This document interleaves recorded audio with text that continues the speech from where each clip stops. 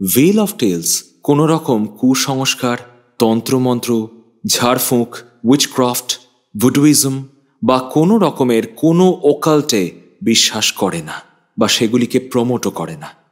কাহিনীর স্রষ্টা গল্পের আবহ তৈরি করার জন্য এই সমস্ত উপাদানগুলি অনেক ক্ষেত্রে ব্যবহার করে থাকেন। সাহিত্য যেমন বাস্তবের প্রতিফলন, ঠিক তেমনি কল্পনার ভাঙা গড়ার আঙিনাও বটে। তাই সেখানে এই সমস্ত উপাদান অনেক সময়ই বিশেষ গুরুত্ব পায়। Fair is foul and foul is fair. Over to the fog and fill the air.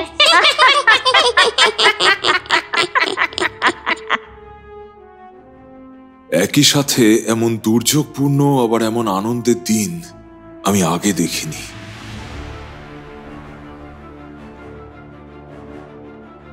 Hell Macbeth, শীঘ্রই তুমিই হবে মহারাজ। আপনাদের সকলের উপস্থিতিতে আমি এই মুহূর্তে আমার জ্যেষ্ঠ পুত্র ম্যালকমকে সিংহাসনের উত্তরাধিকারী বলে ঘোষণা করছি। যাই ঘটে যাক না কেন, আমি তোমার স্বপ্ন সফল করবই। একদিকে আমার জ্বলন্ত উচ্চাকাঙ্ক্ষা আর অন্যদিকে এই তীব্র অপরাধবোধ। কোন দিকে যাব আমি?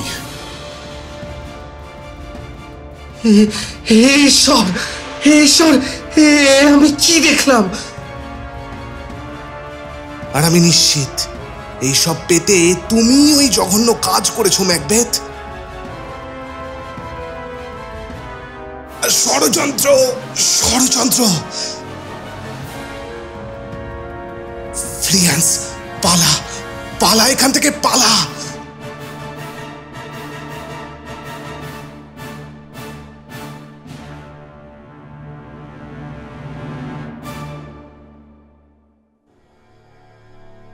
ভেল অফ টেলসে আজ উইলিয়াম শেক্সপিয়ারের কালজয়ী অমর সৃষ্টি ম্যাকবেথ।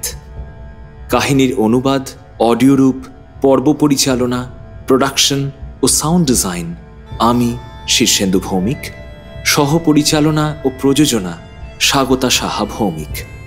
আমরা আমাদের পরিবেশনায় মূল শেক্সপিয়ারিয়ান আবহকে প্রায় অক্ষুণ্ণ রেখে নাটকটিকে মাতৃভাষায় রূপান্তরিত করেছি বা করার চেষ্টা করেছি। এই উদ্যোগ তখনই সফল হবে যখন আপনাদের সকলের তা ভালো লাগবে, এবং ভালো লাগলে প্লিজ লাইক করুন এবং সাবস্ক্রাইব করুন। তাহলে শুনতে থাকুন ম্যাকবেথ, আজ দ্বিতীয় তথা শেষ পর্ব।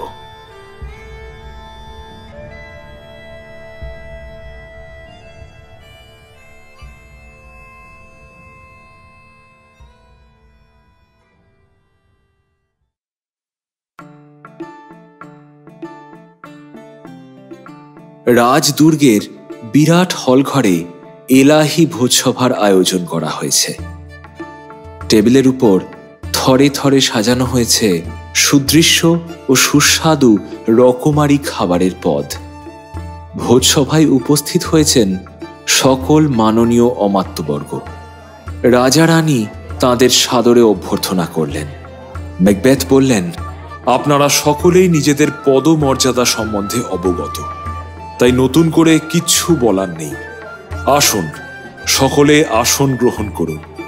শুধু এইটুকুই বলবো, আপনাদের সকলকে আমি ও মহারানী আন্তরিকভাবে স্বাগত জানাচ্ছি। রস বললেন, ধন্যবাদ ইয়োর ম্যাজেস্টি। আপনারা সকলেই জানেন, সদ্য পাওয়ার রাজদায়িত্বে আমি এখনো ঠিক অভ্যস্ত হয়ে উঠতে পারিনি। আমি চিরকাল আপনাদের মাঝে আপনাদেরই একজন হয়ে থাকতে চাই। আমার স্বামী কিন্তু যথার্থই বলেছেন। আমরা কিন্তু আপনাদের ঊর্ধ্বতন নই, বরং আপনাদের বন্ধু। কেউ কোনো রূপ দ্বিধা করবেন না। আসুন, সকলে আসন গ্রহণ করুন। ম্যাকবেথ সকলের সাথে আহার করতে বসতে যাবেন, ঠিক সেই সময় হলের দরজায় এসে উপস্থিত হল সেই হত্যাকারীদেরই একজন। তাকে দেখতে পেয়েই ম্যাকবেথ সতর্ক হয়ে উঠলেন। জেন্টলম্যান, প্লিজ এক্সকিউজ মি, আপনারা বসুন, আমি এক্ষুনি আসছি বলে ম্যাকবেথ দরজার দিকে এগিয়ে গেলেন।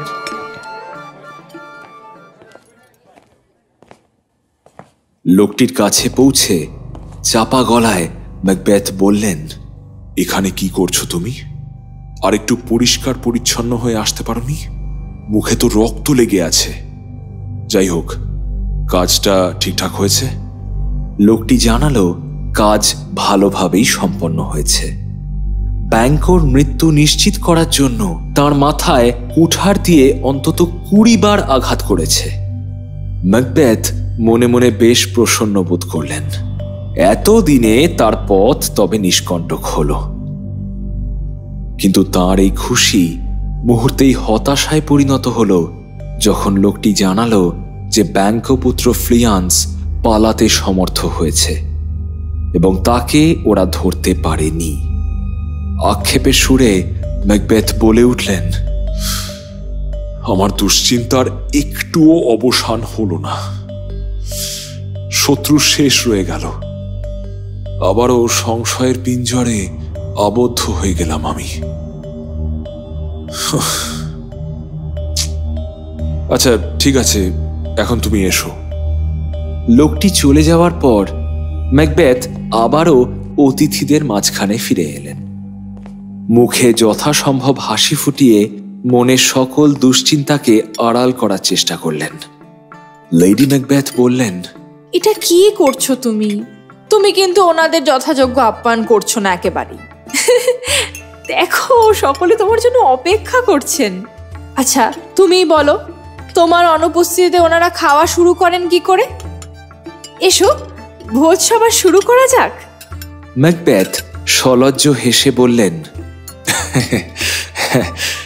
ঠিক ঠিক, এ তো আমার একেবারে অনুচিত কাজ হয়েছে। আসুন, আমরা সকলে একই পানপাত্র থেকে পানীয় গ্রহণ করি। আমাদের সকলের মধ্যে বন্ধুত্বের বন্ধন আরো বেশি দৃঢ় হয়ে উঠুক। রস বললেন, বেশ মহারাজ, আপনি আমাদের মাঝখানে এসে আসন গ্রহণ করুন। হ্যাঁ, সে তো বসবই, কিন্তু ব্যাংকও এখনো এলো না। সে তো আমাকে কথা দিয়েছিল অবশ্যই আসবে। ও যখন কথা দিয়েছে তখন নিশ্চয়ই চলে আসবে। সামান্য বিলম্ব হতে পারে, কিন্তু আপনি আসুন মহারাজ, আমাদের সাথে বসে আমাদের ধন্য করুন। টেবিলের দিকে এক ঝলক তাকিয়ে ম্যাকবেথ দেখলেন কোনো আসনই খালি নেই। তিনি বললেন, কিন্তু কোথায় বসবো মিত্র? সব আসনই তো পরিপূর্ণ। একেবারেই না মহারাজ, আপনার জন্য এই বিশেষ আসন সংরক্ষিত রয়েছে। কোথায়? এই যে এইখানে। পাশের আসনের দিকে অঙ্গুলি নির্দেশ করলেন সামন্তরাজ রস। ম্যাকবেথ চেয়ে দেখলেন সেই আসনটিও কিন্তু ফাঁকা নয়। সেখানেও একজন অতিথি বসে আছেন। তাঁরই দিকে পিঠ করে বসে আছেন তিনি। কি হলো ব্যাপারটা? সামন্তরাজ রস কি তার সঙ্গে রসিকতা করছেন? রসিকতা করলে অবশ্য তা কোনো অপরাধ নয়। তিনি তার এতকালের বন্ধু এবং সহযোদ্ধা। মুখে একটা কৌতুকের হাসি নিয়ে সেই আসনটির দিকে এগিয়ে গেলেন ম্যাকবেথ। আর এগোতেই সেই আসনে বসে থাকা অতিথি তার দিকে ঘুরে বসল।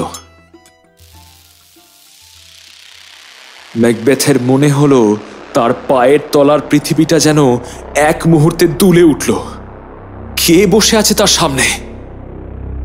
এ কে বসে আছে ভোজসভার আসনে? এ তো ব্যাংকো। হ্যাঁ, ব্যাংকো।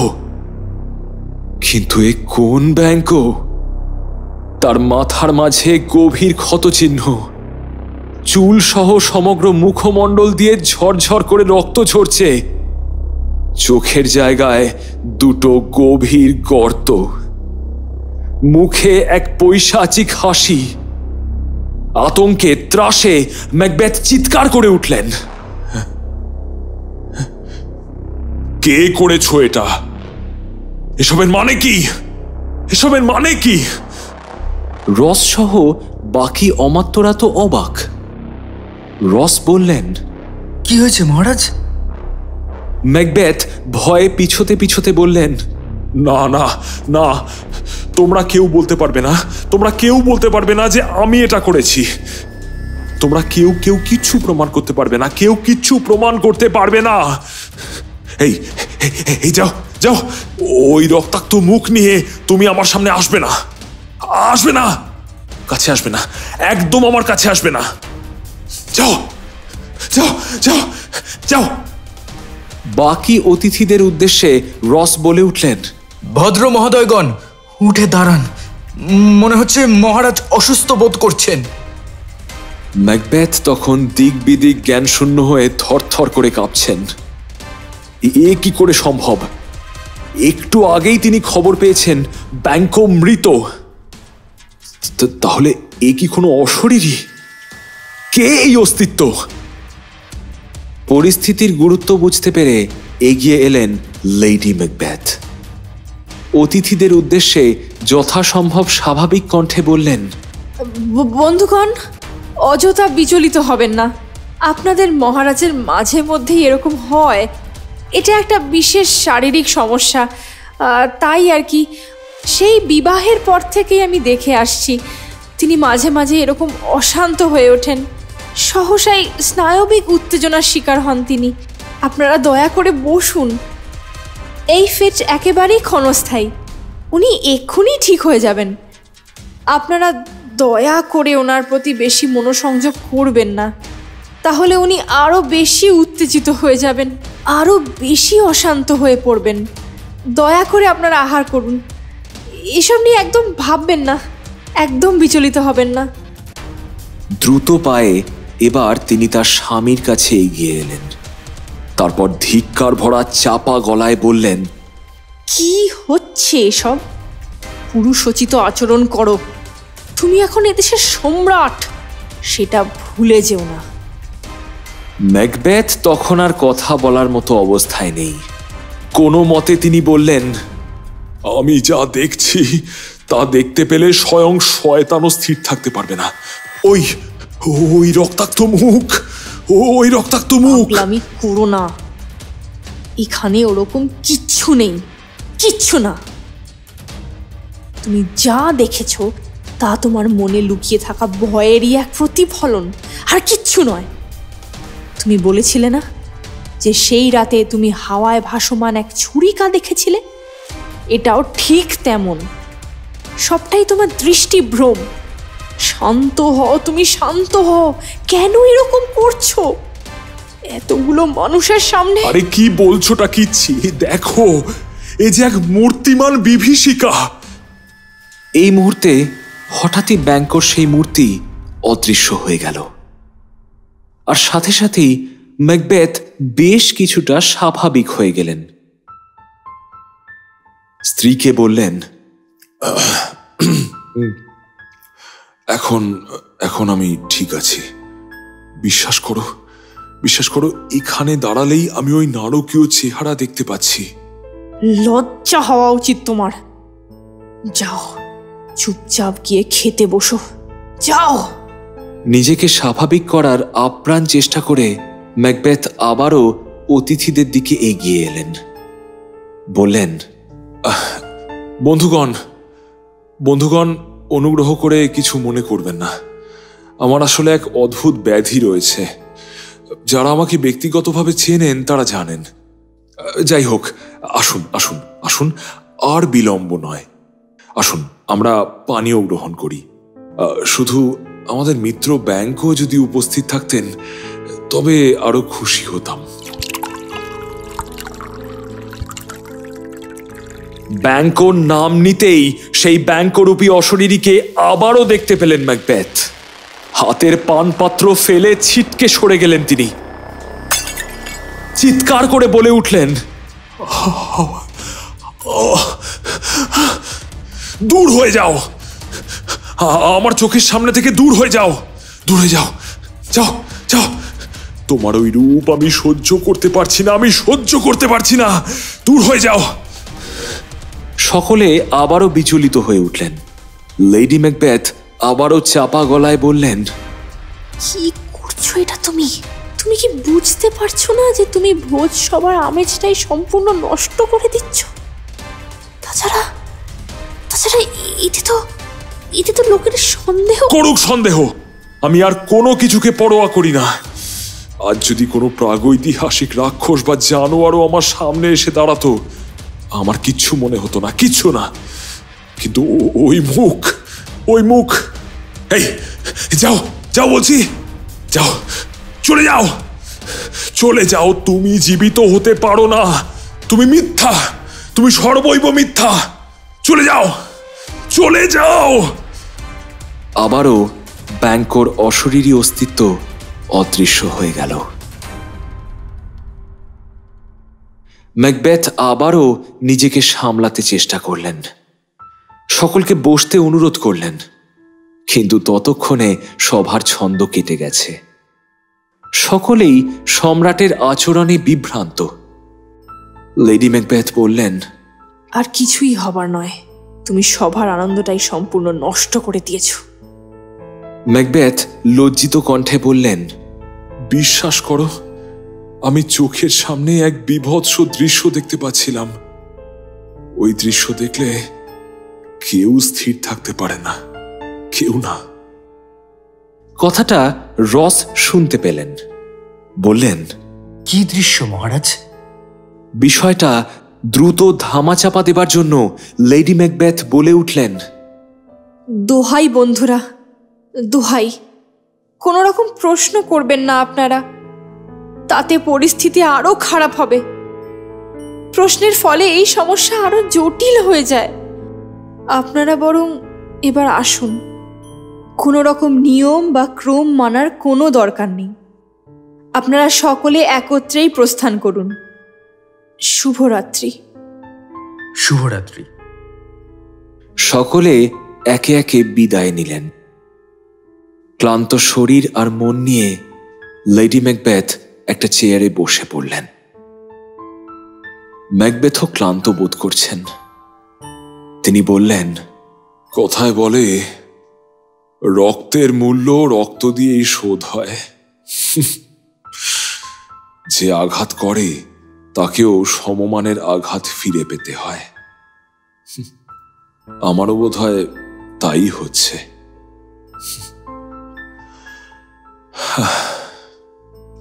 রাত কত হলো?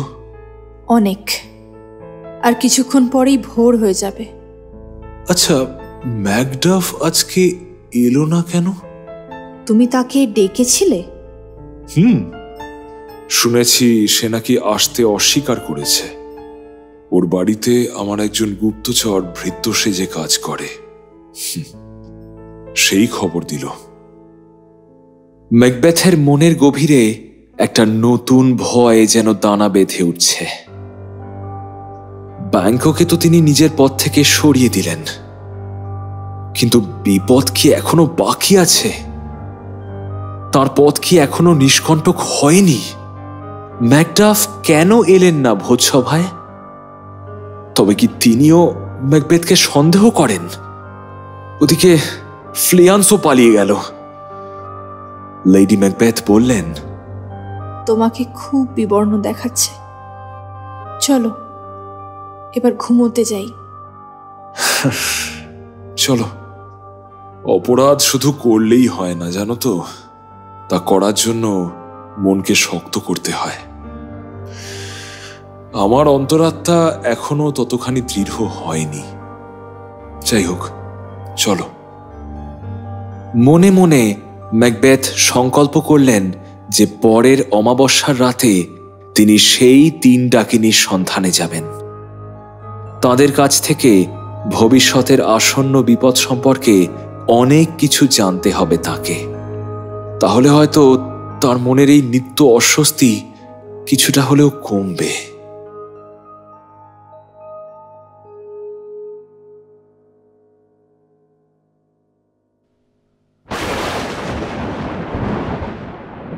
আকাশে বজ্রবিদ্যুতের ঘন ঘটা।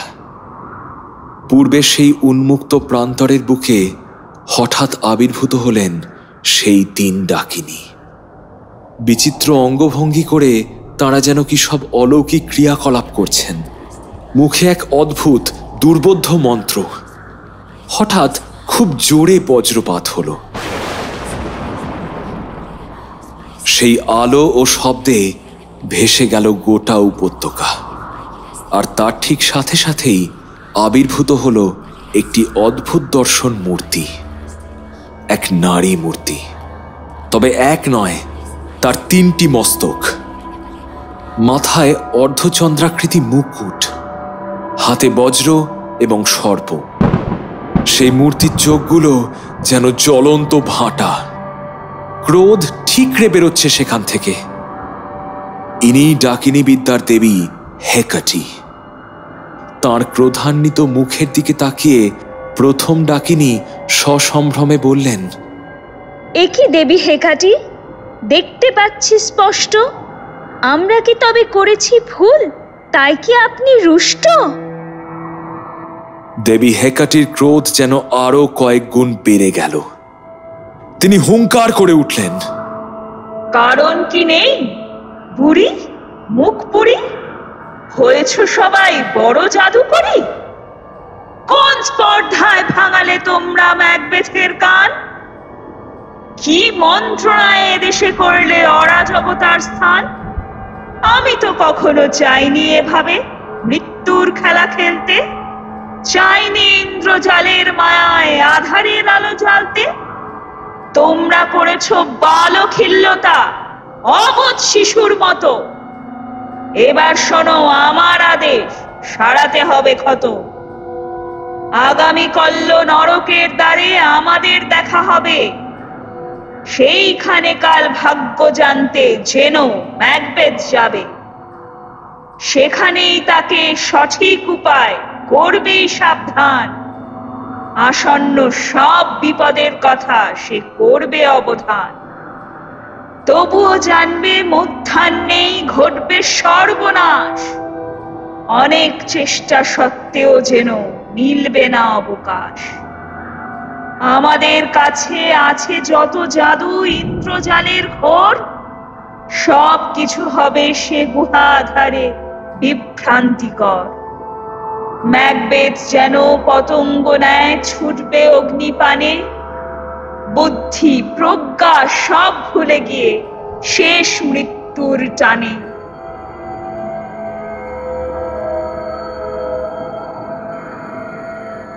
এমন সময় হঠাৎ আঁধারের বুকে এক অদ্ভুত কান্না শোনা গেল, খানিকটা নেকড়ের কান্নার মতন, কিন্তু তার মধ্যেও কেমন যেন এক অতীন্দ্রিয় অনুভূতি। সেই ডাক শুনে যেন বিচলিত হয়ে উঠলেন দেবী হেকাটি।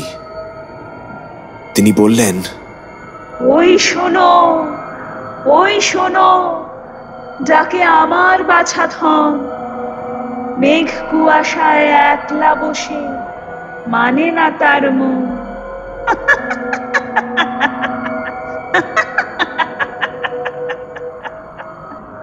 দেবী হেকাটি অন্তর্হিত হলেন। প্রথম ডাকিনী বললেন, চলো চলো শীঘ্র চলো, দেরি নেই আর। অবিলম্বেই দেবী ফিরে আসবেন আবার। সকলে যেন কর্পূরের মতো অন্ধকারে বাতাসে মিলিয়ে গেলেন।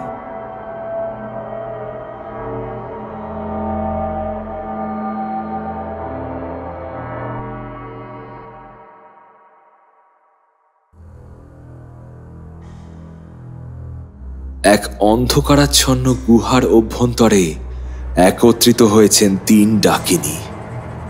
তাদের সামনে আগুনের ওপর বসানো এক বিশালাকার কড়াই।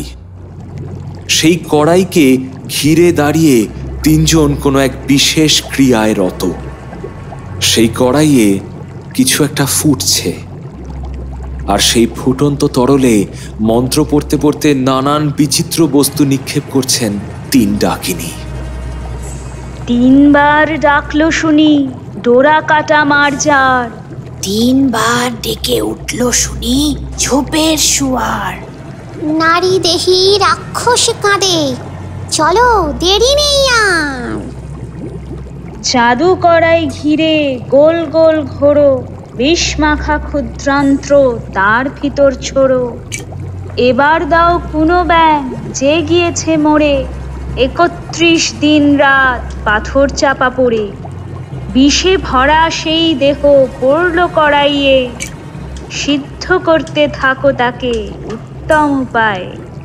বারবার বারবার অলৌকিক কিম্ভূত, আগুন জ্বলতে থাক আর কড়াইয়ে বুদবুদ, double double toil and trouble, fire burn and cauldron bubble. জলাভূমির বিষধর সাপ কুচি করে কাটো, তারপর কড়াইয়ে ফেলে নাড়ো আর ঘাটো। তক্ষকের চোখ আর সোনা ব্যাঙের আঙুল, কুকুরের জিহ্বা আর বাঁদুরের উল, অন্ধ পোকার হুল আর অ্যাডার সাপের কাঁটা, টিকটিকির পা আর পেচকের পাখা। কড়াই মাঝে পড়লে সেসব অনর্থেরা জাগে। তৈরি হও নরকের জল, ফুটতে থাকো আগে। বারবার বারবার অলৌকিক কিম্ভূত, আগুন জ্বলতে থাক আর কড়াইয়ে বুদবুদ, double double toil and trouble, fire burn and cauldron bubble. নেকড়ের দাঁত আর ড্রাগনের আঁশ, ডাইনির মমি করা শুকিয়ে যাওয়া লাশ, হিংস্র হাঙুরের অন্ত্র পাকস্থলী, মাটির গভীরে পাওয়া হেমলকের মুলি, নাস্তিক পামর সুদখোরের যকৃৎ, ছাগের পিত্তরস আর ইউ গাছের বীজ, চাঁদের গ্রহণ লাগার রূপলি আলোয় তুলে আনো সব কিছু ফেলো পাত্রয়। তুরক দস্যুর নাক, তাতারের ঠোঁট, জন্মেই মৃত শিশুর আঙুল প্রকট। মনে রেখো সেই শিশু হবে গণিকা জাত, নিষিদ্ধ পল্লীর কোনো নর্দমায় মৃত। কড়াইতে বেড়ে ওঠে নরকের বাড়ি, হতে হবে আরো ঘন থকথকে ভারী। এইবারে ফেলে দিনু বাঘের নাড়ি ভুড়ি, ওই দেখো তরলেতে ওঠে বুলবুড়ি। বারবার বারবার অলৌকিক কিম্ভূত, আগুন জ্বলতে থাক আর কড়াইয়ে বুদবুদ, double double toil and trouble, fire burn and cauldron bubble. সব শেষে ঢেলে দাও বেবুনের রক্ত, নইলে দ্রবণ শীতল করা শক্ত। বাবুনের রক্ত কড়াইয়ের দ্রবণে ঢালার সাথে সাথেই সারা ঘর ধোঁয়ায় ভরে গেল।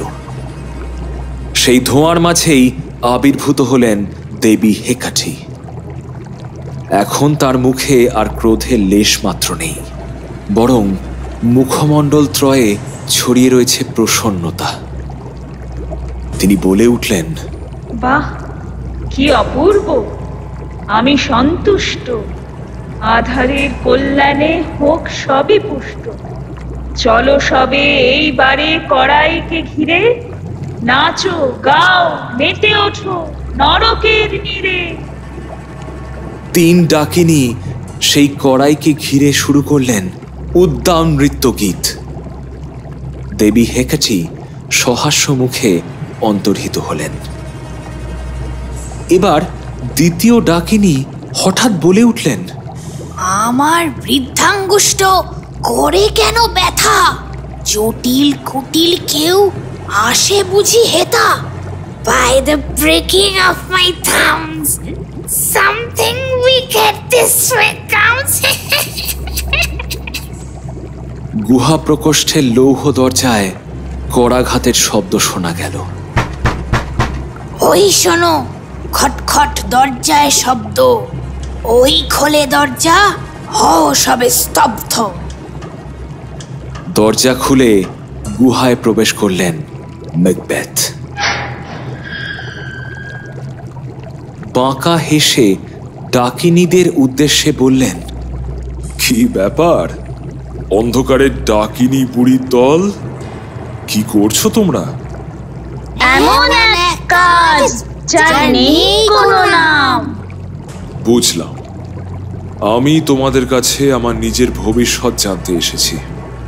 তোমাদের সাহায্য আমার চাই। আমি জানি না তোমরা কোথা থেকে এই ভবিষ্যৎ জানতে পারো, কিন্তু আজ আমার ভবিষ্যৎ তোমাদের বলতেই হবে। আমি জানি তোমাদের অসীম ক্ষমতা। এদেশের সম্রাট হিসেবে আমি তোমাদের আদেশ করছি, আমার প্রশ্নের উত্তর দাও। এবার ডাকিনীরা কথা বলে উঠলেন। বলো। দাবি করো। জবাব দেব আমরা। আগে বলো, আমাদের মুখ থেকে শুনতে চাও নাকি আমাদের প্রভুদের মুখ থেকে শুনবে? ম্যাকবেথ সামান্য ভেবে বললেন, বেশ, তোমাদের প্রভুদেরই ডাকো তবে, আমিও তাদের দেখি। প্রথম ডাকিনী তার পোশাকের ভাঁজ থেকে একটা শিশি বার করলেন। তারপর তার মধ্যে থাকা লাল তরল ঢেলে দিলেন কড়াইয়ের মধ্যে। ঢেলে দি হেথায় বুনো শুয়োরের রক্ত, তেল যা মানুষের ভয়ে ঘর মাখত। ফেলে দাও আগুনে, ফেলে দাও আগুনে। এসো এসো আধারের দেবতা, নিজেকে প্রকাশ করো, দেখাও তব ক্ষমতা। ধোঁয়ার মধ্যে ভেসে উঠল এক আবছায়া মূর্তি, যুদ্ধের শিরস্ত্রাণ পরিহিত একটি মস্তক। বজ্রপাতের শব্দে কেঁপে উঠল চারপাশ। ম্যাকবেথ সেই মস্তকের উদ্দেশ্যে কথা বলতে যেতেই প্রথম ডাকিনী তাকে বাধা দিয়ে বললেন, উনি তোমার মনের কথা জানেন, কোনো কথা বলো না, চুপচাপ শোনো। সেই মস্তক এবার অশরীরী কণ্ঠে বলে উঠল, ম্যাকবেথ ম্যাকবেথ ম্যাকবেথ, ম্যাকডাফের থেকে সাবধান। কাইফের সামন্তরাজ, ম্যাকডাফের থেকে সাবধান। এই কথা বলেই সেই মস্তক অন্তর্হিত হল। ম্যাকবেথ তাকে থামাতে যাচ্ছিলেন, কিন্তু আবারও প্রথম ডাকিনী তাকে বাধা দিয়ে বললেন, ওকে আদেশ দেওয়া যায় না, চেয়ে দেখো, আগের থেকেও শক্তিশালী এক দেবতা আসছেন। ধোঁয়ায় ভেসে উঠল আর একটি আবছায়া, এক সদ্যজাত শিশুর মূর্তি। সে বলে উঠল, ম্যাকবেথ ম্যাকবেথ ম্যাকবেথ, আনন্দে থাকো, পরাক্রমে থাকো, কারণ কোনো মনুষ্য নারীগত সন্তান তোমায় হত্যা করতে পারবে না। দ্বিতীয় অবয়ব অন্তর্হিত হল। ম্যাকবেথ উল্লসিত হয়ে উঠলেন। তবে আর ম্যাকডাফকে তার কিসের ভয়? তিনি তো অমর। এবার তৃতীয় অবয়ব ফুটে উঠল, একটি রাজমুকুট পরিহিত কিশোর মূর্তি। তার হাতে একটা বড়সড় বৃক্ষ শাখা। ম্যাকবেথ বললেন, আরে, এ তো মনে হচ্ছে কোনো রাজপুত্র। এর হাতেও কথা নয়, স্তব্ধ হয়ে শুধু শোনো। তৃতীয় অবয়ব এবার বলে উঠল, সিংহের মতো সাহসী, বলশালী ও গর্বিত হয়ে বেঁচে থাকো ম্যাকবেথ। যতদিন পর্যন্ত না বার্নামের গভীর অরণ্য তোমার রাজদুর্গ ডানসিনে উঠে আসছে, ততদিন তুমি নিরাপদ ম্যাকবেথ, ততদিন তুমি নিরাপদ। এই কথা বলেই ছায়ামূর্তি মিলিয়ে গেল। ম্যাকবেথ হেসে উঠে বললেন,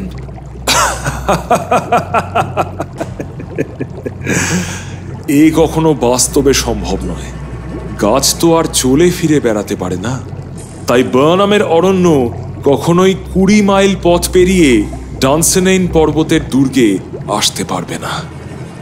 তবে আমি নিরাপদ, নিষ্কণ্টক, কোনো ভয় নেই। শুধু আমার আরেকটি জিজ্ঞাসা আছে।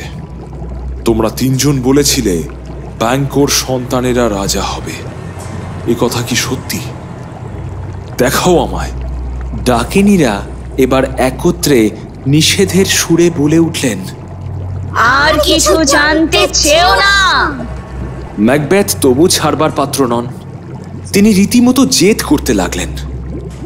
বললেন, কথা দিচ্ছি আর কিছু জানতে চাইব না, কিন্তু আমার এই প্রশ্নের উত্তর আমি চাই। সেই উত্তর না জেনে আমি কিছুতেই এখান থেকে যাব না। নিরুপায় হয়ে ডাকিনীরা আবারও ইন্দ্রজাল রচনা করলেন। দেখাও দেখাও দেখাও, সবকিছু দেখিও চোখ করো শান্ত, কিন্তু জানি গভীরে মন হবে বিভ্রান্ত। ধোঁয়ার মধ্যে স্পষ্ট হয়ে ফুটে উঠল এক দৃশ্য। 8 জন মুকুট পরিহিত সম্রাট বসে আছেন। শেষ জনের হাতে একটি বড় আয়না। সেই আয়নার কাঁচে দেখা যাচ্ছে আরো অনেক সম্রাটের প্রতিফলন, আর সকলের পিছনে বিরাট ছায়ার মতো দণ্ডায়মান ব্যাংকর অশরীরী আত্মা। তার রক্তাক্ত মুখে এক পৈশাচিক হাসি। ম্যাকবেথ আর সহ্য করতে পারলেন না। ওই দৃশ্যের অর্থ পরিষ্কার। এই সম্রাটরা সকলেই ব্যাংকর সন্তান এবং তাদের বংশধর। তার মানে এটাই সত্যি? ম্যাকবেথ আর্তনাদ করে উঠলেন। উফ, এ কি দেখালে তোমরা? তবে কি এই ঘটতে চলেছে? এই কি তবে সেই নিষ্ঠুর সত্যি? প্রথম ডাকিনী বললেন, হ্যাঁ মহারাজ, এটাই সত্যি। জীবন এমনই হয়। কিন্তু তুমি যে বীর ম্যাকবেথ, তোমার কিসের ভয়? এবারে নিভন্ত কড়াই ঘিরে ডাকিনীরা আবার নৃত্য করতে শুরু করলেন। আয় রে সখী, আয় রে বোন, রাজা রেখেছে নিমন্ত্রণ। সঙ্গ হলো সকল কাজ, আর আনন্দে নাই কোলাজ। নৃত্য গীতের ঝর্ণা তোল, জাদুর আসর মাতিয়ে তোল। তবেই রাজা বলবে আজ, ডাইনির দল করলো কাজ।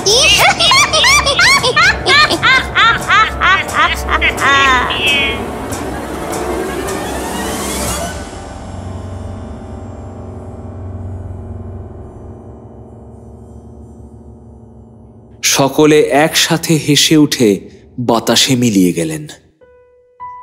গুহার মধ্যে হতভম্ব হয়ে কিছুক্ষণ দাঁড়িয়ে রইলেন ম্যাকবেথ। তারপর ধীর পায়ে বেরিয়ে এলেন বাইরে। দেখলেন লেনক্স তার জন্য অপেক্ষা করছেন। তিনি ঘোড়ায় উঠতে যাবেন, ঠিক সেই মুহূর্তে লেনক্স জানালেন এক বিষম খবর। 5-এর সামন্তরাজ ম্যাকডাফ দেশান্তরী হয়েছেন। কাউকে কিচ্ছু না জানিয়ে তিনি রাতের অন্ধকারে ইংল্যান্ডে পালিয়ে গেছেন। ম্যাকবেথ শিউরে উঠলেন। তবে কি ম্যাকডাফ ম্যালকমের পক্ষ নিলেন? বিদ্রোহের ষড়যন্ত্র চলছে। ক্রোধে ঝলসে উঠল তার চোখ। তিনি আদেশের সুরে বলে উঠলেন, তাহলে এই ব্যাপার। আমিও দেখব প্রবঞ্চকরা কি করে জয়ী হয়। শোনো, তোমরা কাল মধ্যাহ্নে ম্যাকডাফের দুর্গে লোক পাঠাবে। সাধারণ দূত নয়, খুনে এবং সশস্ত্র সৈনিক। অতর্কিতে তারা আক্রমণ করবে ম্যাকডাফের দুর্গ। সেখানে যারা যারা আছে, ম্যাকডাফের স্ত্রী, সন্তান, ভৃত্যগণ সকলকে হত্যা করবে, সকলকে। কেউ যেন না বাঁচে। তারপর দুর্গে আগুন ধরিয়ে দেবে। বিশ্বাসঘাতকের এই হবে উচিত শাস্তি। রাজার আদেশে লেনক্স স্তম্ভিত হয়ে গেলেন, কিন্তু কিছু বলতে পারলেন না, কারণ এদেশে সম্রাটের আদেশই শেষ কথা।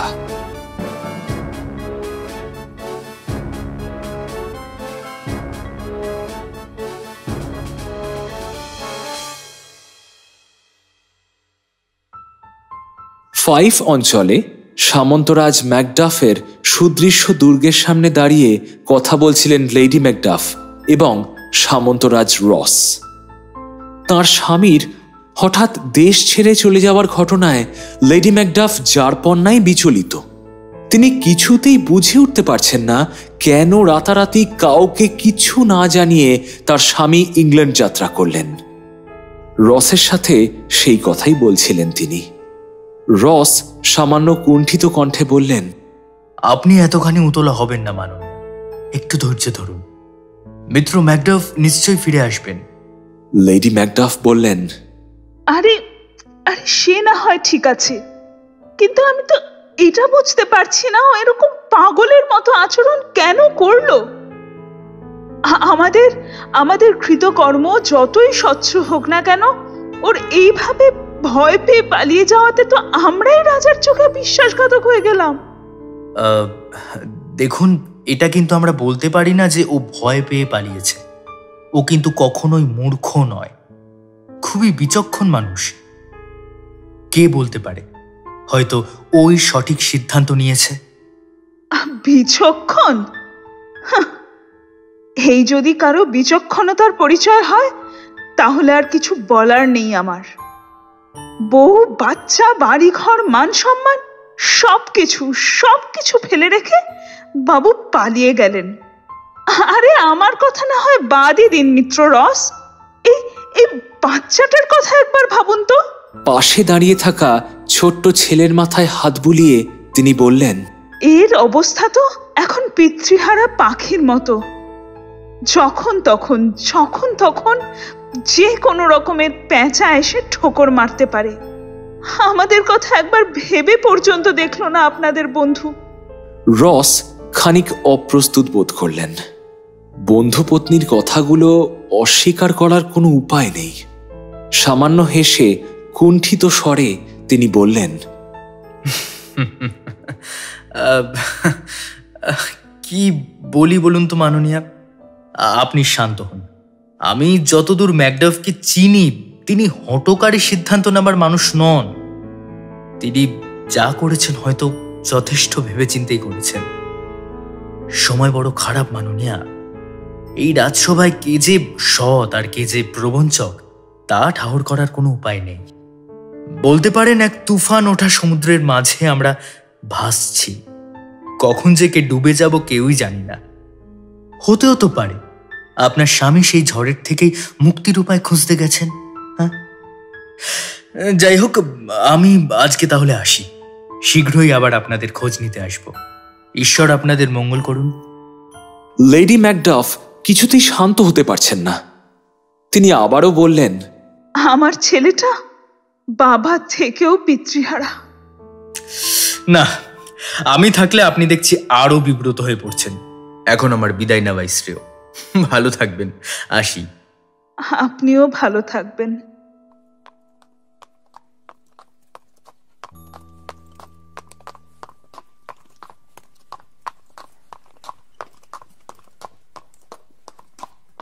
রস চলে যাওয়ার পর লেডি ম্যাকডাফ তার পুত্র সন্তানের মাথায় সস্নেহে হাত বুলিয়ে বললেন, নে, এবার মনে কর তোর বাবা মারা গেছেন। তোর দিন এবার কিভাবে কাটবে? কেমন করে বেঁচে থাকবি বলতো? ছোট্ট ছেলেটি মিষ্টি হেসে উত্তর দিল, কেন মা, পাখিদের মতো করে বাঁচবো, যা পাবো তাই খাবো, আকাশে উড়ে বেড়াবো। অত সোজা নয় বাছা। তারপর যদি অন্য পাখিরা তোকে আক্রমণ করে, তখন কি করবি? সন্তানদের কখনো বাবা ছাড়া চলে না, বুঝেছ? আর তুমি, তোমারই বা বাবাকে ছেড়ে কি করে চলবে? আমি দরকার হলে বাজার থেকে আরেকটা কিনে আনবো। বাজারে আবার বাবা কিনতে পাওয়া যায় নাকি? সব পাওয়া যায়, চাইলেই পাওয়া যায়। আচ্ছা মা, সবাই বলছে আমার বাবা নাকি একজন বিশ্বাসঘাতক। এটা কি সত্যি? সত্যি কি আমার বাবা বিশ্বাসঘাতক মা? লেডি ম্যাকডাফের মুখ বিষণ্ণ হয়ে গেল। তিনি বললেন, এই দেশের জন্য না হলেও আমাদের জন্য তিনি তো বিশ্বাসঘাতকই বটে। না হলে এভাবে কি আমাদের ফেলে পালিয়ে যেতে পারতেন উনি? মা, যারা বিশ্বাসঘাতক হয় তাদের কি হয় গো? তাদের শাস্তি হয়। কারা তাদের শাস্তি দেয়? কেন, সৎ ভালো মানুষেরা। ভালো মানুষ কারা গো? লেডি ম্যাকডাফ কোনো উত্তর দিতে পারলেন না। বড় সহজ অথচ বড় কঠিন প্রশ্ন করেছে তার সন্তান। তিনি বললেন, উফ, ভক করে একেবারে কানের মাথা খেয়ে ফেললো। নে চল তো, এবার স্নান করতে যেতে হবে তো। আর ঠিক সেই মুহূর্তে ঘরে এসে ঢুকলো একটি লোক। দেখলেই বোঝা যায় লোকটি হিংস্র প্রকৃতির। চোখে মুখে নিদারুণ নিষ্ঠুরতার ছাপ, হাতে একটা খোলা ছুরি, সেই ছুরিতে টাটকা রক্তের দাগ। বাঁকা হেসে লোকটি বলল, নমস্কার নমস্কার লেডি ম্যাকডাফ, ভালো আছেন তো? আপনি আমাকে চেনেন না, কিন্তু আমি আপনাকে চিনি। অনুগ্রহ করে বলবেন আপনার স্বামী কোথায়? তার সাথে আমার বিশেষ দরকার আছে। কে কে আপনি? এভাবে দুর্গের ভেতর ঢুকলেন কি করে? ওসব নিয়ে মাথা ঘামাবেন না, বড়ই জটিল বিষয়। আচ্ছা, আপনার স্বামী কোথায় বললেন না তো? লেডি ম্যাকডাফের আর বুঝতে বাকি থাকলো না যে এই লোকটি একজন ভাড়াটে খুনি। তাকে পাঠানো হয়েছে তাকে ও তার পরিবারকে হত্যা করার জন্য। ঘৃণা ভরা কণ্ঠে তিনি বলে উঠলেন, আমার স্বামী যেখানেই থাকুন না কেন, তোমাদের মতো নরকের কীটরা তাকে কিছুতেই ছুতে পারবে না। আপনার স্বামী একজন বিশ্বাসঘাতক। এমন সময় দুর্গের অন্য প্রান্ত থেকে নানান নারী ও পুরুষের চিৎকার ভেসে আসতে লাগলো। প্রাসাদের মধ্যে যে বা যারা রয়েছে প্রত্যেককেই হত্যা করবে এই নিষ্ঠুর হত্যাকারীর দল। সন্তানকে নিয়ে ঘরের পিছনের দিকে দরজা দিয়ে পালানোর চেষ্টা করলেন লেডি ম্যাকডাফ, কিন্তু তার আগেই খোলা ছুরি হাতে তাদের উপর ঝাঁপিয়ে পড়ল সেই হত্যাকারী। ফাইফের সামন্ত প্রাসাদে আর একটি প্রাণীও জীবিত রইল না।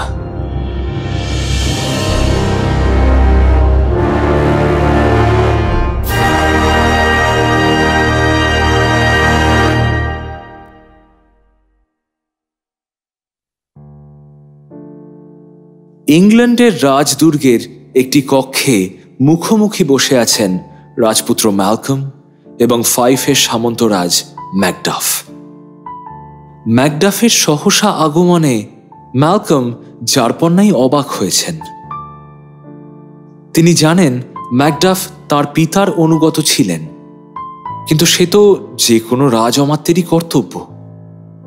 তাহলে সেই রীতি অনুযায়ী ম্যাকডাফ এই মুহূর্তে বর্তমান সম্রাট ম্যাকবেথেরও অনুগত হওয়া উচিত। তবে তার ইংল্যান্ডে আগমনের উদ্দেশ্য কি? ম্যালকম ঠিক করলেন কথোপকথনের মাধ্যমেই ম্যাকডাফের আনুগত্য পরীক্ষা করে দেখবেন। তিনি কুশল সংবাদ জিজ্ঞাসা করতেই ম্যাকডাফের মুখের আগল খুলে গেল। বিষণ্ণ কণ্ঠে ম্যাকডাফ বললেন, কিছুই কুশল নেই যুবরাজ, কিছুই কুশল নেই। আমাদের মাতৃভূমি স্কটল্যান্ড আজ ঘোর বিপদগ্রস্ত। একজন সৎ নিষ্ঠাবান সহযোদ্ধা যে ক্ষমতার প্রভাবে এমন নিষ্ঠুর অত্যাচারী শাসকে পরিণত হবে তা স্বপ্নেও ভাবতে পারিনি। তাই তো নিরুপায় হয়ে আপনার কাছে ছুটে এসেছি আজ। ম্যালকম ঘটনাটা আগে থেকেই আন্দাজ করতে পেরেছিলেন, তবুও তিনি কণ্ঠে যথাসম্ভব ছদ্ম বিস্ময় ফুটিয়ে তুলে বললেন, আমার কাছে এসে কি লাভ? আমি তো কবেই দেশ ছেড়ে চলে এসেছি।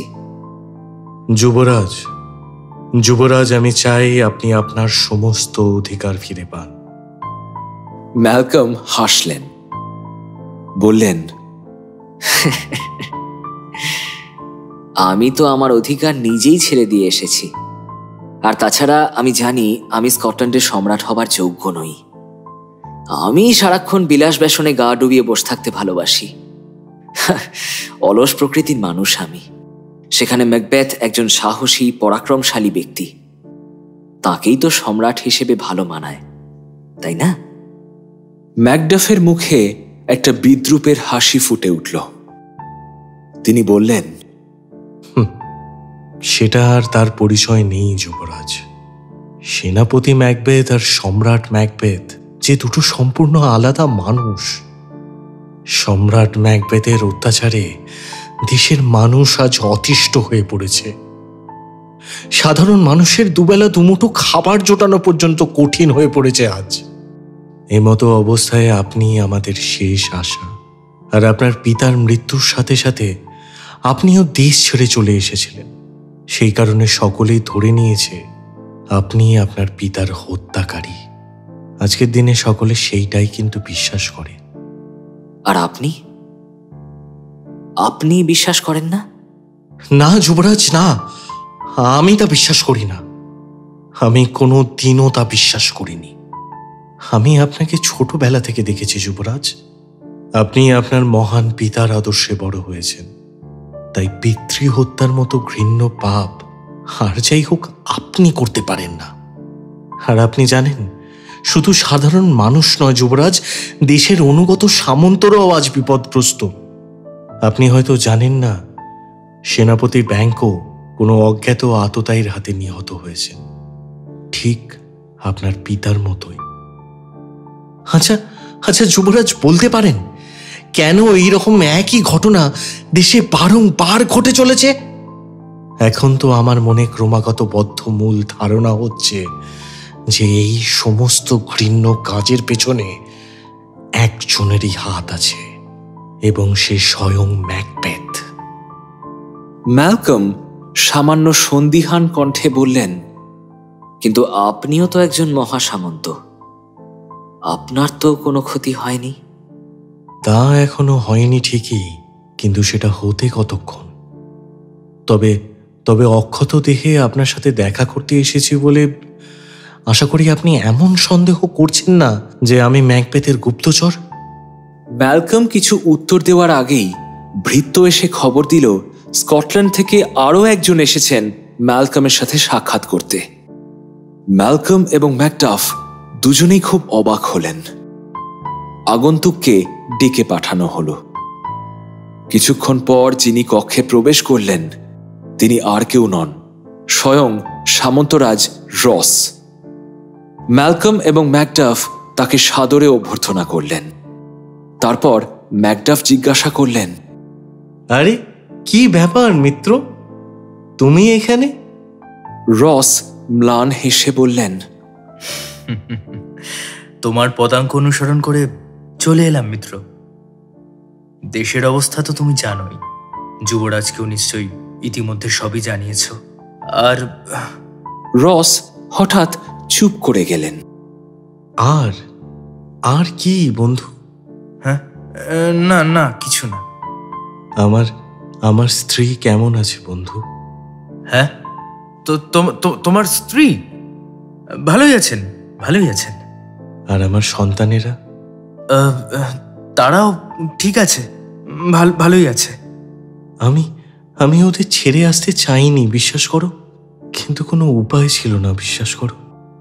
ম্যালকম এবার সরাসরি রসকে প্রশ্ন করলেন, সামন্তরাজ রস, আমার কিন্তু মনে হচ্ছে আপনি আমাদের কাছ থেকে কিছু একটা গোপন করছেন।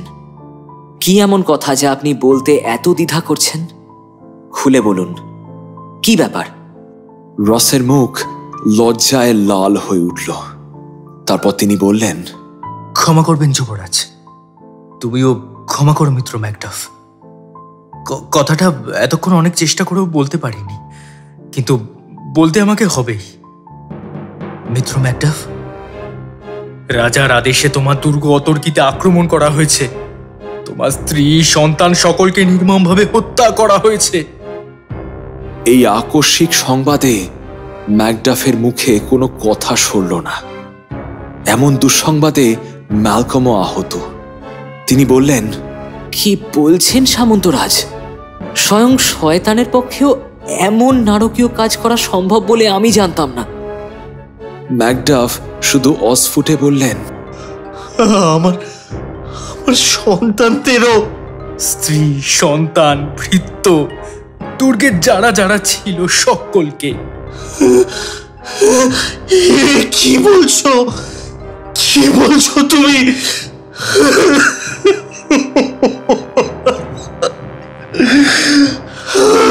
কি বলছো?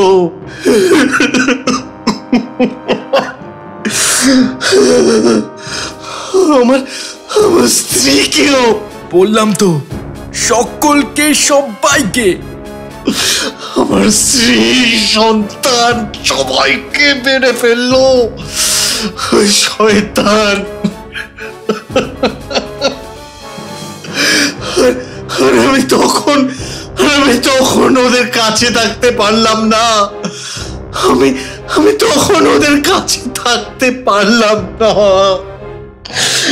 ঈশ্বর, ঈশ্বর, ঈশ্বর আমাকে ক্ষমা করো, আমাকে ক্ষমা করো ঈশ্বর, আমাকে ক্ষমা করো।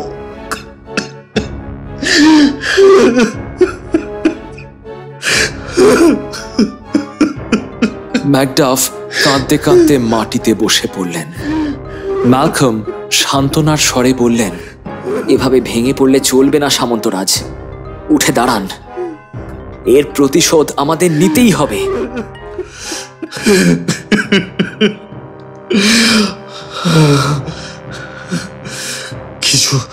কিছু মনে করবেন না যুবরাজ, কিন্তু এই অনুভূতি আপনি বুঝবেন না, আপনি বুঝতে পারবেন না যুবরাজ, আপনি পারবেন না। কারণ আপনি এখনো সন্তানের পিতা হননি যুবরাজ, আপনি এখনো সন্তানের পিতা হননি। আর আমার পরিবারের চরম বিপদের দিনে আমি তাদের রক্ষা করতে পারলাম না, আমি তাদের কাছে পর্যন্ত ছিলাম না। আর এই কারণে আমি নিজেকে ক্ষমা করতে পারবো না, কোনো দিন পারবো না আমি নিজেকে ক্ষমা করতে। আমি পারবো না। দেখুন, সেই কথা আমি অস্বীকার করছি না সামন্তরাজ, কিন্তু ভেঙে পড়ে তো কোনো সমস্যার সমাধান হবে না। নিজেকে শক্ত করুন, এর প্রতিশোধ নিতেই হবে। ম্যাকডাফের দুঃখ মুহূর্তে চরম ঘৃণা আর রাগে পরিণত হলো। মাটি থেকে ছিটকে উঠে দাঁড়ালেন তিনি। প্রতিশোধ আমি নেবই। ওই ম্যাকবেথের শেষ দেখে তবে ছাড়বো আমি। ও যদি পাতালে গিয়েও লুকোয়, সেখান থেকে আমি তাকে খুঁজে বার করব। আমার এই তরবারি দিয়ে তাকে টুকরো টুকরো করে কাটবো আমি, তাকে টুকরো টুকরো করে কেটে আমার পরিবারের মৃত্যুর প্রতিশোধ দেব আমি। আমি আমার পরিবারের মৃত্যুর প্রতিশোধ দেব। আমি ওকে ছাড়বো না। আমি আপনার সাথে আছি। আমিও। এতক্ষণ আপনাকে বলিনি সামন্তরাজ, আমি ইতিমধ্যেই বিদ্রোহের প্রস্তুতি নিয়েছি। ইংল্যান্ড এবং আয়ারল্যান্ডের প্রত্যন্ত অঞ্চলের সামন্ত রাজারা আমাকে সাহায্য করতে রাজি হয়েছেন। আমার আশ্রয়দাতা ইংল্যান্ডের মহারাজও সমস্ত রকম সাহায্য করার প্রতিশ্রুতি দিয়েছেন। চলুন, আর দেরি নয়। আমার পিতা এবং আমাদের স্বর্গত বন্ধুদের আত্মা প্রতিশোধ স্পৃহায় অপেক্ষা করছেন।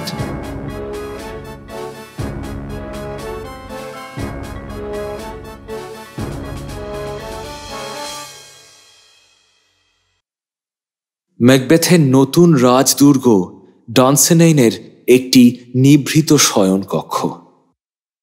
একজন বয়স্ক ভদ্রলোক এক পরিচারিকার সাথে কথা বলছিলেন। কথাবার্তায় বোঝা যায় ভদ্রলোক পেশায় চিকিৎসক। তিনি পরিচারিকাকে জিজ্ঞাসা করলেন, এই নিয়ে 2 রাত আমি তোমার সঙ্গে এই ঘরে পাহারা দিলাম, কোন রকম কোনো অস্বাভাবিকত্ব তো কিছুই আমার চোখে পড়ল না। ঠিক করে বলো তো, শেষ কবে তোমার মালকিন ঘুমের মধ্যে হেঁটেছিলেন? পরিচারিকাটি বলল, এই তো ডাক্তারবাবু, দিন 15 আগেই। মহারাজ যখন বিদ্রোহ দমনে গিয়েছিলেন সেই সময়। তখন প্রতি রাতে দেখতাম তিনি ঘুমের মধ্যেই বিছানা ছেড়ে উঠে পড়েন। তারপর রাত পোশাক গায়ে চাপিয়ে হেঁটে এসে আলমারি খোলেন। তারপর সেখান থেকে কাগজ কলম বের করে কি সব যেন লেখেন। তারপর সেগুলো জোরে জোরে পড়েন। তারপর আবার সব আলমারিতে তুলে রেখে ফিরে গিয়ে বিছানায় শুয়ে পড়েন। কিন্তু এই পুরো সময়টায় তিনি কিন্তু জেগে থাকেন না, পুরো ঘুমিয়ে থাকেন। পরদিন সকালবেলায় তার আর কিছুই মনে থাকে না। বড়ই বিচিত্র ব্যাপার। আচ্ছা, একটা কথা বলো, ঘুমের মধ্যে তিনি হাঁটা বা এসব করার বাইরে কি আর কিছু করেন? মানে ধরো কোনো কথা বলা বা কিছু, তুমি ওনাকে কিছু বলতে শুনেছো? হ্যাঁ ডাক্তারবাবু, শুনেছি, কিন্তু সেটা আমি বলতে পারবো না। সেটা আমাকে বলতে পারো? না, আপনাকেও বলতে পারবো না। ব্যাপারটা খুবই গুরুতর। ডাক্তারবাবু বুঝলেন কোনো এক বিশেষ কারণে পরিচারিকাটি মুখ খুলতে চাইছে না। ঠিক এই সময় হাতে একটা জ্বলন্ত মোমবাতি নিয়ে পাশের দরজা দিয়ে ঘরে ঢুকলেন লেডি ম্যাকবেথ। পরিচারিকাটি সভয়ে বলে উঠল, ওই যে দেখুন, ঠিক এইভাবেই উনি রাতে হেঁটে বেড়ান। উনি কিন্তু এখন জেগে নেই, পুরো ঘুমিয়ে আছেন। এবার আপনি সব বুঝতে পারবেন। আচ্ছা, ওনার হাতে ওই যে জ্বলন্ত মোমবাতিটা কোত্থেকে এলো? ওটা ওনার বিছানার পাশেই রাখা থাকে। ওনার আদেশ সারা রাত আলো জ্বালিয়ে রাখতে হবে। কিন্তু ওর চোখ তো খোলা। হ্যাঁ, কিন্তু সে চোখে দৃষ্টি নেই। উনি আমাদের কাউকেই দেখতে পাচ্ছেন না। লেডি ম্যাকবেথ মোমবাতিটা পাশের একটা টেবিলের উপর রেখে অদ্ভুতভাবে তার 2 হাতের চেটো পরস্পরের সাথে ঘষতে লাগলেন, যেন সাবান জল দিয়ে ঘষে ঘষে হাত ধুয়ে পরিষ্কার করছেন। পরিচারিকা বলে উঠল, উনি প্রতি রাত্রেই এরকম হাত ধোয়ার ভঙ্গি করেন। মাঝে মাঝে এরকম প্রায় মিনিট 15 ধরে চলে। লেডি ম্যাকবেথ হঠাৎ বিড়বিড় করে কি যেন বলতে আরম্ভ করলেন। ডাক্তারবাবু সেগুলো দ্রুত কাগজে লিখে নিতে লাগলেন। এইখানে এখনো একটা দাগ। ইস ইস, যা যা যা, মুছে যা যা বলছি, মুছে যা। 1 2, চলো, কাজটা করার সময় হয়ে গেছে। চারিদিক অন্ধকার। ছি মাই লর্ড, ছি। একজন সৈনিক হয়ে তুমি ভয় পাচ্ছ? কেউ তো জানতেই পারবে না এটা আমরা করেছি। তাও কে জানতো?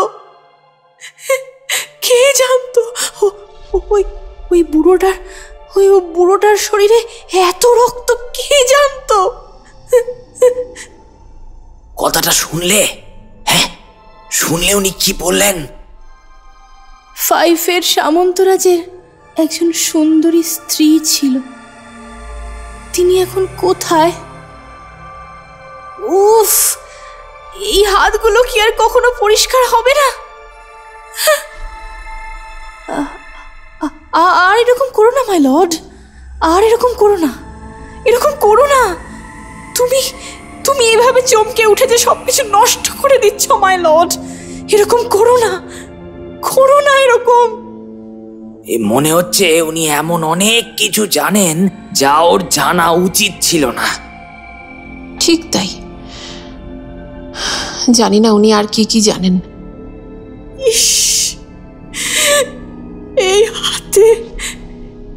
এই হাতে এখনো রক্তের গন্ধ।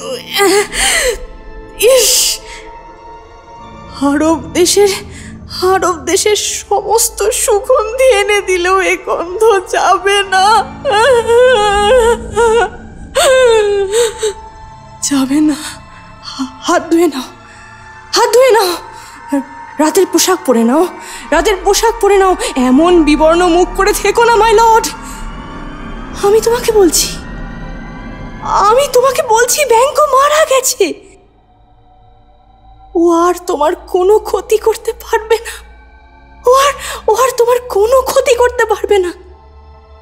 হে ঈশ্বর, এ আমি কি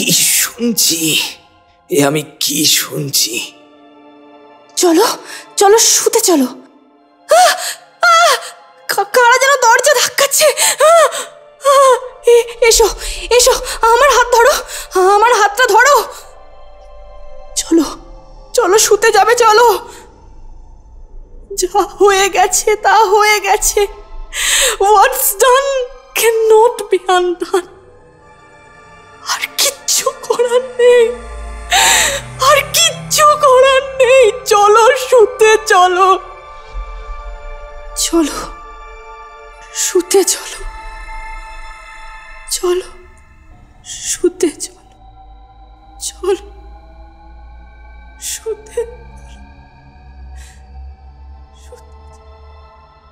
আবারও টলমলো পায়ে লেডি ম্যাকবেথ ঘরের দরজা দিয়ে বেরিয়ে গেলেন। এখন কি উনি সোজা একেবারে বিছানাতেই ফিরে যাবেন? হ্যাঁ, একদমই তাই। বৃদ্ধ ডাক্তার রুমাল দিয়ে কপালের ঘাম মুছলেন, তারপর বললেন, এ রোগ সারানো আমার কম্য নয় গো মা। আমি জানি না কিভাবে এই রোগ সারবে, তবে আজ যা জানতে পারলাম তা তুমি তো কাউকে বলবেই না, আমিও কাউকে বলবো না। কিছু কথা চিরকাল গোপন থাকাই শ্রেয়, বুঝেছ? কাউকে বলো না কিন্তু। ওর খেয়াল রেখো। হ্যাঁ, আমি আসি। শুভরাত্রি।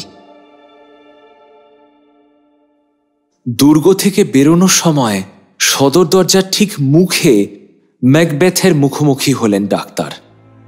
ম্যাকবেথ গম্ভীর কণ্ঠে জিজ্ঞাসা করলেন, কি ব্যাপার ডাক্তার? আপনার রোগী এখন কেমন আছেন? ডাক্তারবাবু এক মুহূর্ত কি বলবেন বুঝতে পারলেন না। তারপর আমতা আমতা করে বললেন, আগে মহারাজ, ওনার অসুখটা ঠিক শারীরিক নয়, মানসিক। নানান রকম দুর্ভাবনা দুশ্চিন্তায় তিনি একেবারে জর্জরিত হয়ে আছেন। সে না হয় বুঝলাম, কিন্তু এই অসুখ আপনি সারাতে পারবেন না। আপনারা তো চিকিৎসক, আপনাদের কাছে এমন কোনো ওষুধই নেই যা হৃদয়ের গভীরে জমে থাকা ক্ষত যন্ত্রণা সবকিছু একেবারে সমূলে উৎপাটন করতে পারে? বলুন না, নেই? তাহলে শুধু আমার স্ত্রী নয়, সে ওষুধ আমারও প্রয়োজন। ক্ষমা করবেন মহারাজ, এমন কোনো ওষুধ তো হয় না। রোগীকে নিজেকেই নিজের মন ঠিক করার একটা চেষ্টা করতে হবে আর কি। ম্যাকবেথের মুখে এক যন্ত্রণা ক্লিষ্ট হাসি ফুটে উঠল। তিনি বললেন, তবে আপনি ব্যর্থ ডাক্তার, সম্পূর্ণ ব্যর্থ। ঈশ্বরের পৃথিবীতে আমরা সবাই ব্যর্থ। দেখুন না, একটু আগেই খবর পেলাম শুধু দেশের মধ্যে নয়, দেশের বাইরেও আমার বিরুদ্ধে বিদ্রোহ আরম্ভ হয়েছে।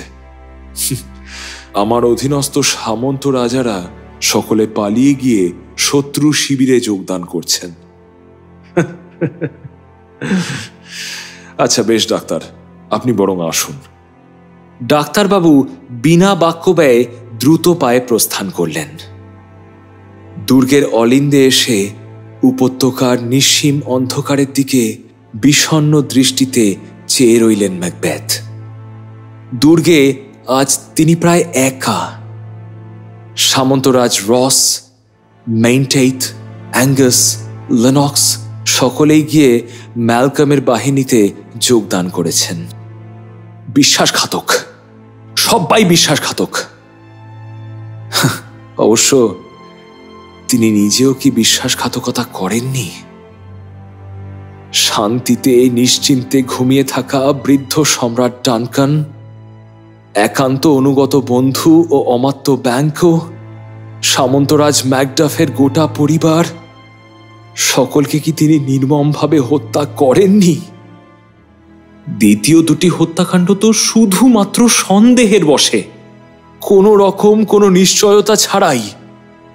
ক্ষমতার দম্ভে তিনি তার আগেকার সেই সহজ সরল অমায়িক সত্তা হারিয়ে ফেলেননি। কিন্তু না, এসব কথা ভেবে দুর্বল হয়ে পড়ার সময় এটা নয়। আসুক না শত্রুপক্ষ, তিনি একা লড়ে যাবেন সকলের সঙ্গে, একা। জীবনরূপ সমুদ্রের মাঝামাঝি এসে দাঁড়িয়েছেন তিনি। পিছনে তাকালে পাড় দেখা যায় না, সামনেও নিঃসীম দিগন্ত রেখা। পিছনে ফিরতে গেলে যতখানি পথ, সামনে এগোতে গেলেও ঠিক ততখানি পথ। বীর ম্যাকবেথ সামনের দিকেই এগোবেন, তাতে মৃত্যু আসে আসুক, তবুও তিনি সামনের দিকেই এগোবেন। আর তাছাড়া ডাকিনীরা তো তাকে আশ্বস্ত করেছে, যতক্ষণ বার্নামের গভীর অরণ্য এসে ডানসেনেনের দুর্গে উপস্থিত না হচ্ছে ততক্ষণ তার কোনো ভয় নেই। আর তারা আরও বলেছেন যে কোনো মনুষ্য নারী হতে জাত মানুষ ম্যাকবেথকে হত্যা করতে পারবে না। ভৃত্যকে ডেকে যুদ্ধের বর্ম আনালেন ম্যাকবেথ। যা হবে হবে, তাকে প্রস্তুত থাকতেই হবে।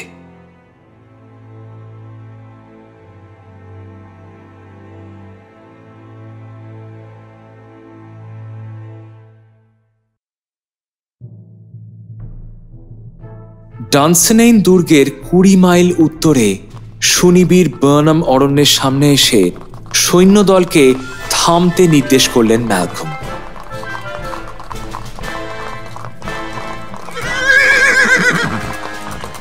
ম্যাকডাফ জিজ্ঞাসা করলেন, এইখানে হঠাৎ থামলেন কেন যুবরাজ? দুর্গ তো এখান থেকে আরো 20 মাইল দক্ষিণে। ম্যালকম বললেন, জানি সামন্তরাজ, কিন্তু এই বার্নামের অরণ্য দেখে আমার মাথায় একটা বিশেষ পরিকল্পনা এলো। কি পরিকল্পনা যুবরাজ? দেখুন, আমাদের কাছে সংবাদ আছে যে দুর্গে ম্যাকবেথ প্রায় একা। বিশেষ কোনো সৈন্য সামন্ত তাকে রক্ষা করার জন্য সেখানে উপস্থিত নেই। তবুও আমাদের সাবধানতা অবলম্বন করা প্রয়োজন। আমাদের প্রত্যেক সৈন্য যদি এই অরণ্য থেকে একটি করে পাতাশুদ্ধ ডাল কেটে হাতে নিয়ে নেয় এবং সেটিকে সামনে ধরে অগ্রসর হতে থাকে, তাহলে দূর থেকে কিন্তু কেউ বুঝতে পারবে না যে আমাদের সৈন্য সংখ্যা কত। শত্রুপক্ষকে বিভ্রান্ত করার জন্য এটি হবে একটি আদর্শ ব্যবস্থাপনা। পরিকল্পনাটি সকলেরই বেশ মনোগ্রাহী হল। পদাতিক সৈন্যরা সকলে গাছের ডাল কেটে সামনে ধরে অগ্রসর হতে লাগল।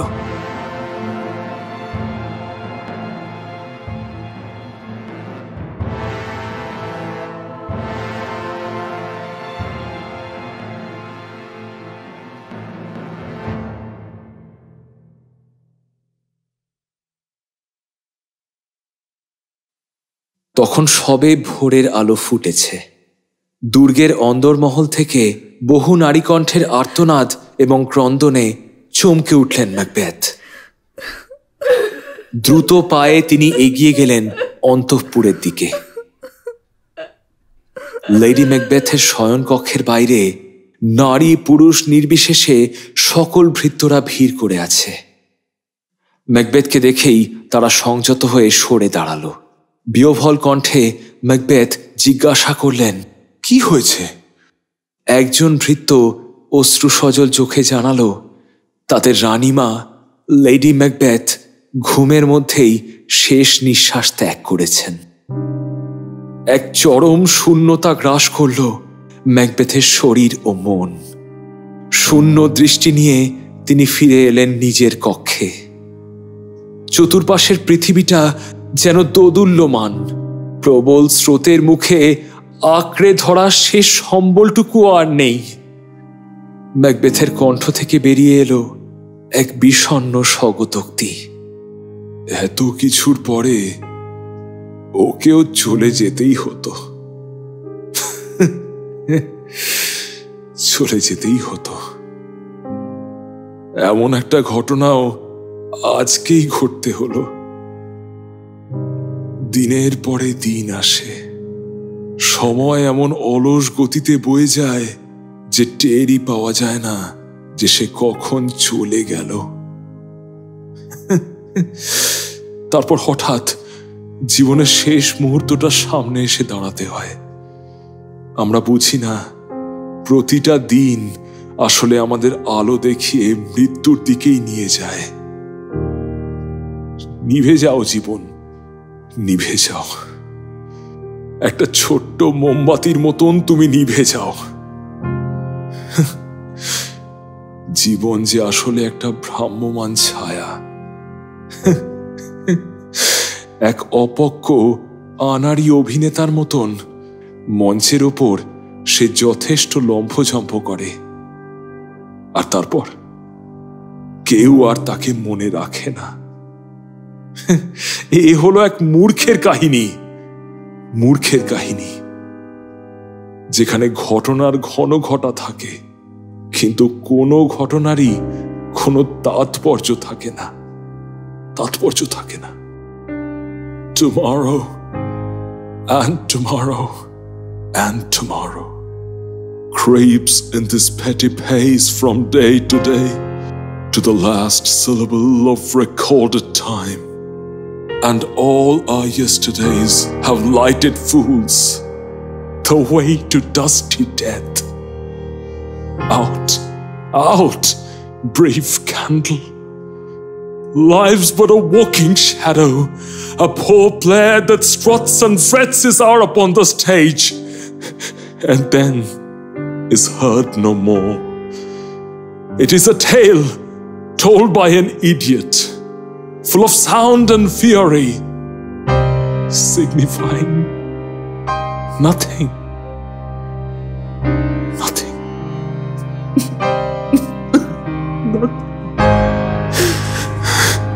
Nothing.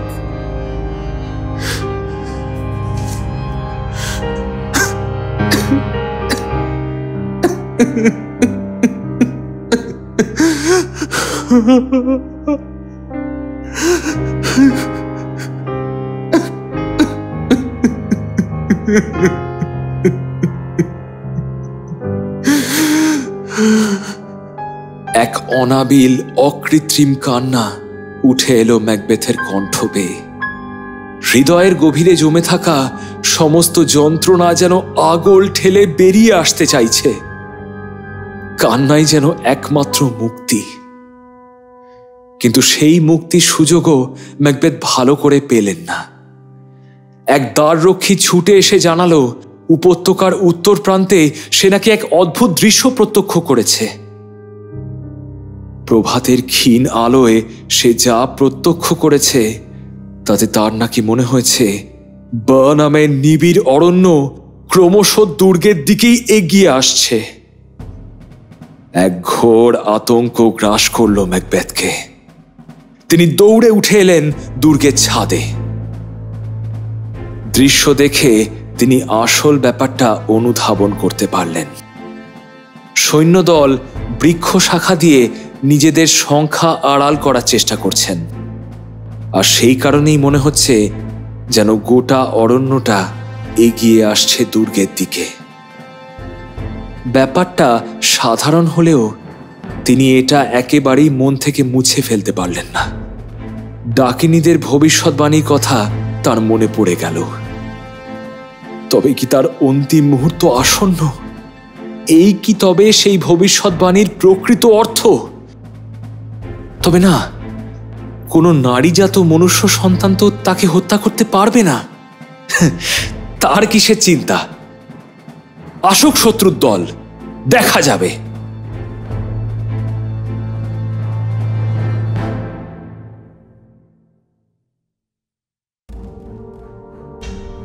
ম্যালকম ও তার সেনাবাহিনী যখন ডানসেনেনের দুর্গের সামনে পৌঁছল, তখন অপরাহ্নের আরম্ভ। প্রবল পরাক্রমে তারা ঝাঁপিয়ে পড়লেন দুর্গের ওপর। সারা দুর্গে মাত্র 10-12 জন রক্ষী ছিলেন। তারা আনুগত্যের সাথে যুদ্ধ করলেও বিপুল সংখ্যক সেনাবাহিনীর সামনে স্বাভাবিকভাবেই পরাস্ত হলেন। ম্যালকমের নির্দেশে কোনো ভৃত্যদের আঘাত বা হত্যা করা হলো না।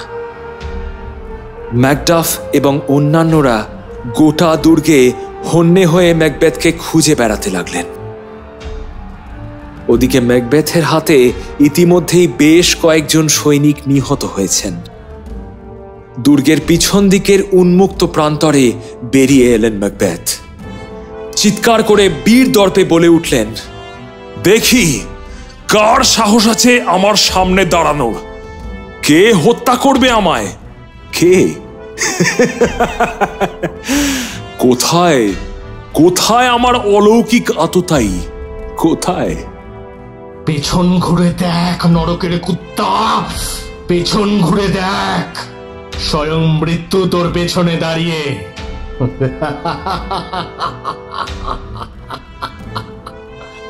পিছন থেকে গলার শব্দ পেয়ে চকিতে ঘুরে তাকালেন ম্যাকবেথ। দেখলেন খোলা তরবারি হাতে দাঁড়িয়ে আছেন ম্যাকডাফ। ম্যাকবেথ বললেন, ম্যাকডাফ,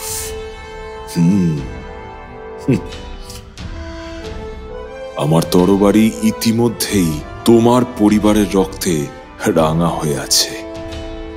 তোমার সাথে আর যুদ্ধ করার কোনো বাসনা আমার নেই। চলে যাও, যাও, চলে যাও। ম্যাকডাফ বললেন, আমার কোনো কথা বলার নেই। আমার হয়ে কথা বলবে আমার এই তরবারি। তোর মতো ঘৃণ্য জীবের সাথে আমার কথা বলার কোনো প্রবৃত্তি নেই, কোনো প্রবৃত্তি নেই। দুজনের মধ্যে প্রবল দ্বন্দ্বযুদ্ধ আরম্ভ হল। দুই প্রতিপক্ষই সমান বলশালী, কেউ কাউকে পরাস্ত করতে পারলেন না। ম্যাকবেথ বললেন, বৃথা নিজেকে ক্লান্ত করছো ম্যাকডাফ, বৃথা নিজেকে ক্লান্ত করছো। কোনো মনুষ্য নারীজাত সন্তান আমাকে হত্যা করতে পারবে না, বৃথা চেষ্টা করছো। ম্যাকডাফ বললেন, তাই যদি হয় তবে আমি সেই ব্যক্তি ম্যাকবেথ, আমি সেই ব্যক্তি। আমি আমার মার থেকে স্বাভাবিকভাবে জন্মগ্রহণ করিনি। আমার জন্মের কিছু আগেই আমার মায়ের মৃত্যু হয়। তখন চিকিৎসকরা আমার মায়ের গর্ভ কেটে আমাকে বার করেন।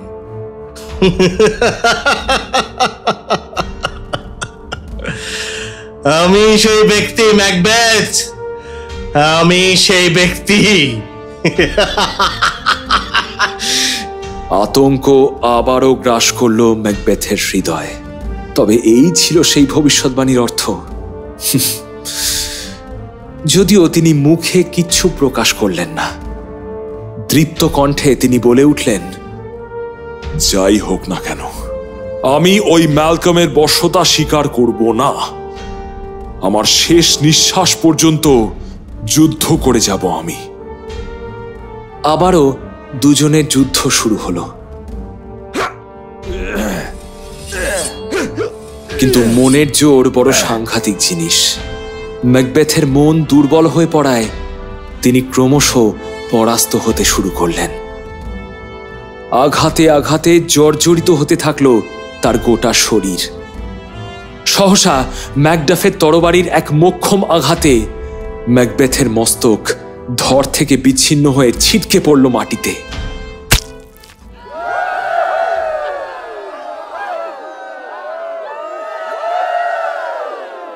সেই কাটা মস্তক থেকে রাজমুকুট খুলে নিয়ে সৈন্যরা তা পরিয়ে দিল তাদের নতুন সম্রাট ম্যালকমের মাথায়।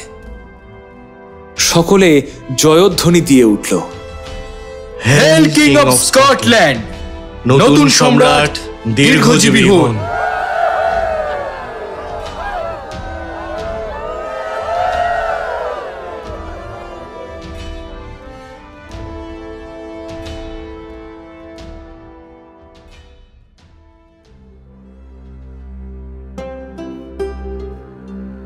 যুদ্ধ এবং রাজনীতি বড় বিষম বস্তু। যে বীর ম্যাকবেথ একদিন সমগ্র স্কটল্যান্ডের মানুষের জীবন রক্ষা করেছিলেন, তিনি একদিন ক্ষমতার বলে হয়ে পড়েছিলেন এক অত্যাচারী শাসক। আর আজ তার শেষ সম্মানটুকু পর্যন্ত বজায় থাকল না। তার ছিন্ন মস্তকটি একটি বাঁশের আগায় গেঁথে তারই দুর্গ সজ্জিত করা হলো। তারই নিচে দাঁড়িয়ে শপথ নিলেন নতুন সম্রাট ম্যালকম। এক বীরের প্রাণ, তার অজস্র কীর্তি হারিয়ে গেল কালের গর্ভে।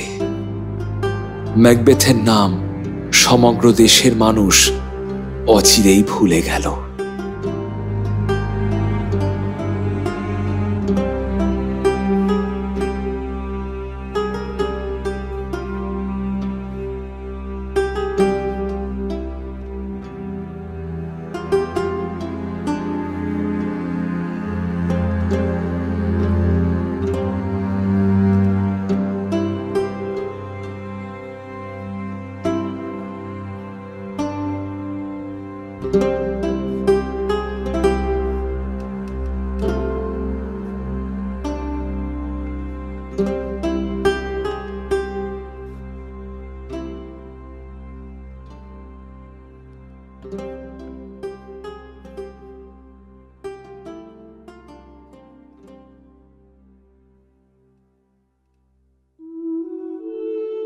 শেষ হলো আমাদের বিশেষ নিবেদন উইলিয়াম শেক্সপিয়ারের নাটক ম্যাকবেথের দ্বিতীয় তথা শেষ পর্ব।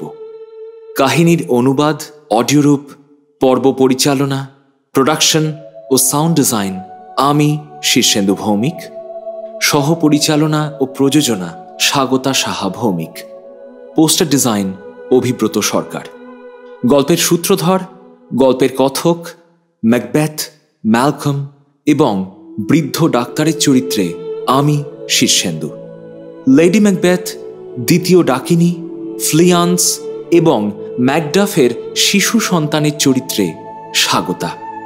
লেডি ম্যাকডাফ, প্রথম ডাকিনী এবং দেবী হেকাটির চরিত্রে সায়ন্তনী। তৃতীয় ডাকিনী এবং লেডি ম্যাকবেথের পরিচারিকার চরিত্রে ঋতুপর্ণা মিশ্র।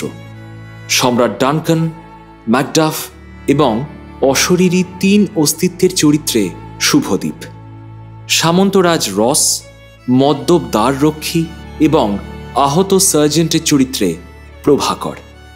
ব্যাংকর চরিত্রে অর্ণব এবং ডনালবেইন ও খুনির চরিত্রে সৌভিক। আমাদের এই বিশেষ নিবেদনে আজ আমরা পাশে পেয়েছি হরতনের গোলাম অডিও স্টোরি চ্যানেল থেকে প্রভাকর কুণ্ডু এবং শুভদীপ অডিও স্টোরি চ্যানেল থেকে শুভদীপ নাথ, বৃত্তের বাইরে অডিও স্টোরি চ্যানেল থেকে ঋতুপর্ণা মিশ্র এবং scattered thoughts audio story channel থেকে অর্ণব এবং সৌভিককে।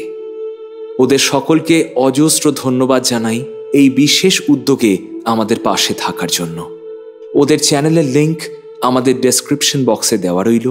আপনারা অবশ্যই ওদের চ্যানেল ভিজিট করুন এবং প্লিজ সাবস্ক্রাইব করুন। আমাদের আজকের নিবেদন যদি আপনাদের ভালো লেগে থাকে তাহলে প্লিজ লাইক করুন, শেয়ার করুন এবং যদি আজ আপনি আমাদের চ্যানেলে প্রথমবার এসে থাকেন তাহলে প্লিজ সাবস্ক্রাইব করুন। আগামী সপ্তাহে ভেল অফ টেলস আবারও ফিরে আসবে তার পরবর্তী গল্প নিয়ে। ভালো থাকবেন, ধন্যবাদ।